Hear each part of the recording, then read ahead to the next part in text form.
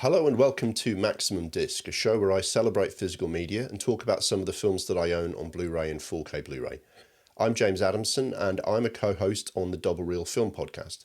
If you like this show, please do check out Double Reel. It's a magazine style podcast made by people who love films as much as you do.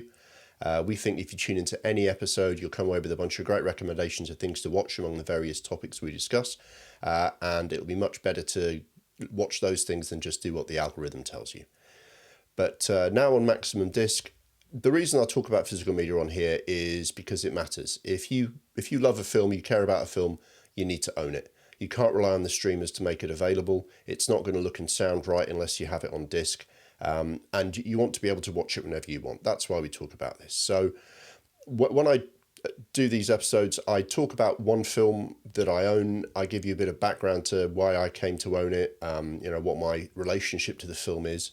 Obviously, when people tune into these reviews, they want to know what the film looks and sounds like. Is it a good quality version of the film? And is it an essential purchase? Which will be, I'll give you my personal view, and then you'll have to make your own mind up about that. The film we're going to talk about today is The Right Stuff. This film came out in 1983. It's written and directed by Philip Kaufman. You may have heard of him from the 1978 version that he did of Invasion of the Body Snatchers, but he's had quite a varied career, including starting out being the director of The Outlaw Josie Wales until he fell out with Clint Eastwood and got fired. He wrote the script for the first Indiana Jones film. He's done dramas, he's done genre stuff, full-on sci-fi, various things. This, I think, is his best film.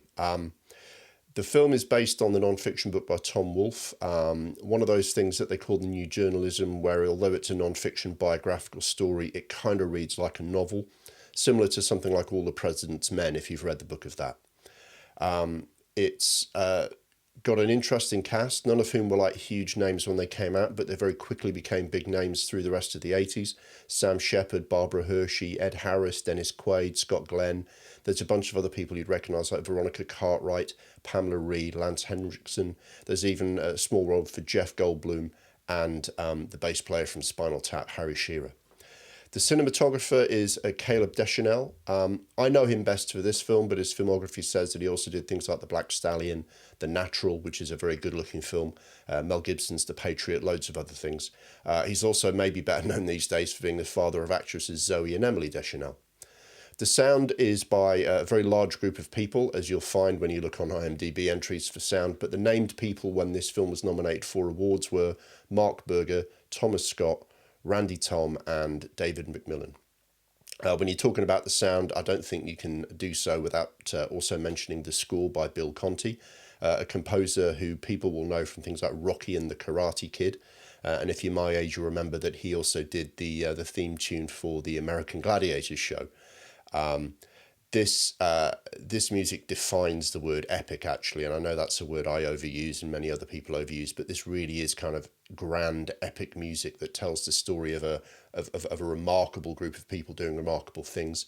It's kind of Western tinged, like this is all about going to a new frontier.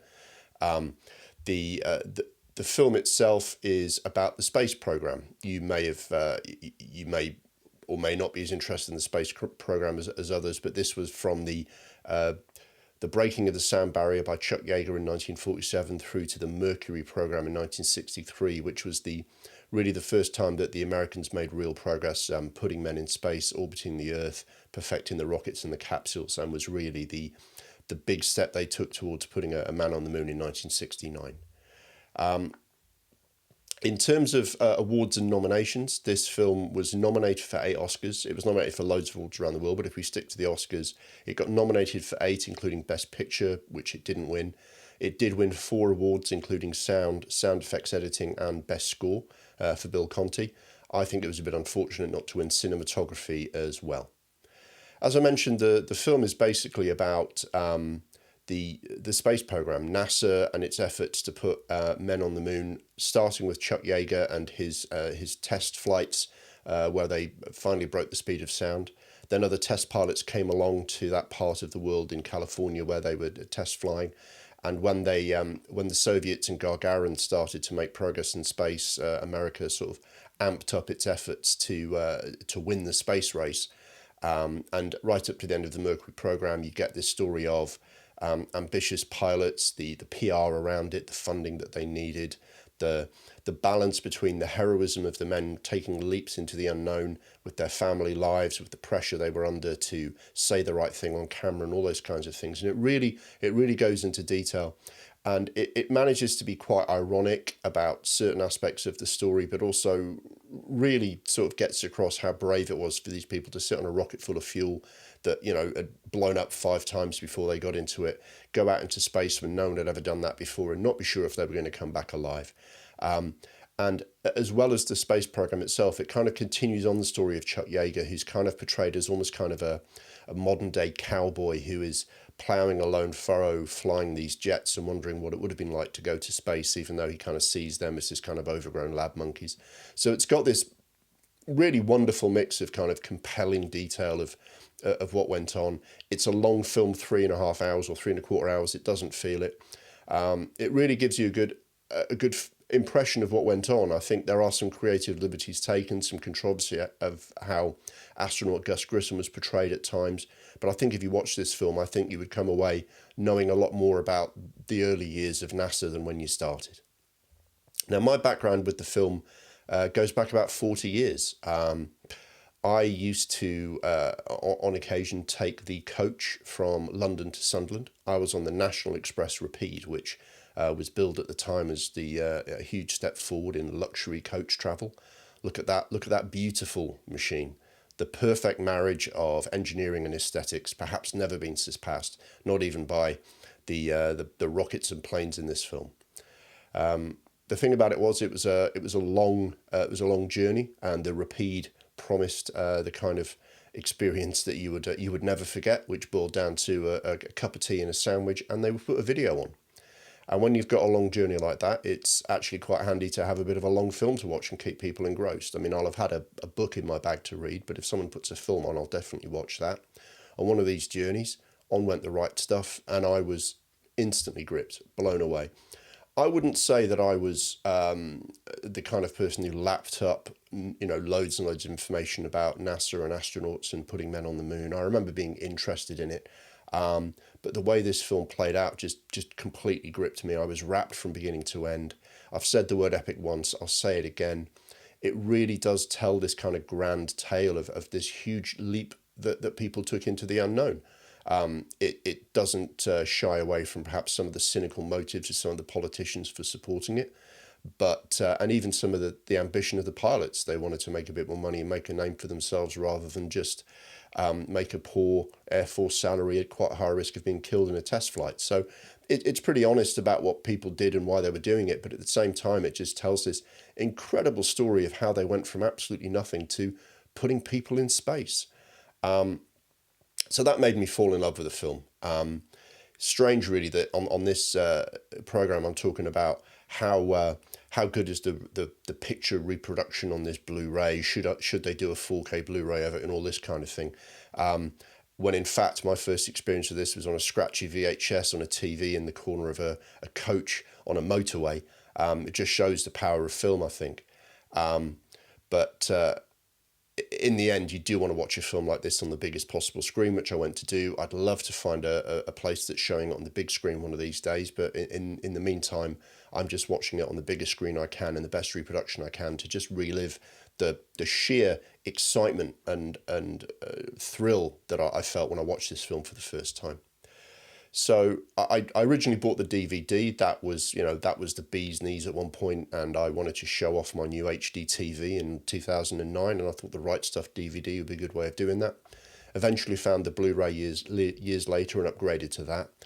There isn't a 4K of this. Many people are disappointed that in the 40th anniversary of the film coming out, Warner Brothers didn't do a remaster. They seem to get some criticism for not supporting physical media that well. So in this instance, I'm living on a Blu Ray because there's nothing else. So in terms of the disc itself, this is, although it was released for the 30th anniversary, and they did put some effort into creating an HD version on Blu Ray, the best possible version or a good version anyway. This isn't a luxury disc. It is just a basic Blu Ray single disc, no booklet, no special features, not even a trailer or a making of. It is just a film, no frills.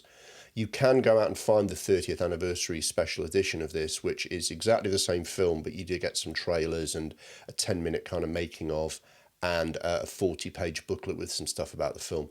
The problem is the only version I could find on that, lately costs about 65 to 70 pounds. You'd have to import it from America and have a Region 1 Blu Ray player, and that's not really for me. If you want more than the film and don't want to spend that kind of money, I would suggest you go on YouTube, find the trailers, find some making ofs, and buy the book by Tom Wolfe, which is £8. You can order it online anytime you like. So this really is just talking about the film itself. The video quality, first of all, it's not the best Blu-ray reproduction that you'll have ever seen. They didn't go for a full-on remaster.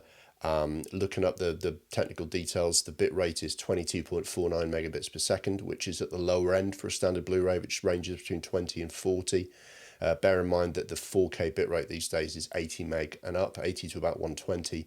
So I think it's only run-of-the-mill in terms of ordinary Blu-ray quality. However, it was shot on film at a time when those things were being done at a really high standard. It was shot on the Panavision film format. Now, to go on that for a second, that's 35mm celluloid, which is pretty good quality stuff in the first place, and then blown up to 70mm to give you a really widescreen feeling. John Carpenter is a big proponent of this, having used it for many of his classic films, from Halloween to Escape from New York to The Thing and Big Trouble in Little China and so on. That's the obligatory John Carpenter reference for this show. So the video in that sense is spectacular because Panavision is a great format. You get absolutely beautiful image of it, and there's all sorts of shots of the wide open skies above California, the rockets going into space, the planes flying. Very charismatic actors standing under kind of sunrises and sunsets, or shots of space. And on this quality of film, it's really, really good. So I would say it's spectacular because the original film is spectacular. This isn't the sharpest Blu-ray you'll ever see. The other side to that is that Panavision can look a little bit soft focus around the edges, because that's one of the byproducts of blowing it up to 70mm when it's actually 35mm film stock. But a good film director, again, like John Carpenter, knows how to make a virtue out of that and compose the shots accordingly. And Philip Kaufman makes great use of the Panavision camera, and this film looks absolutely spectacular.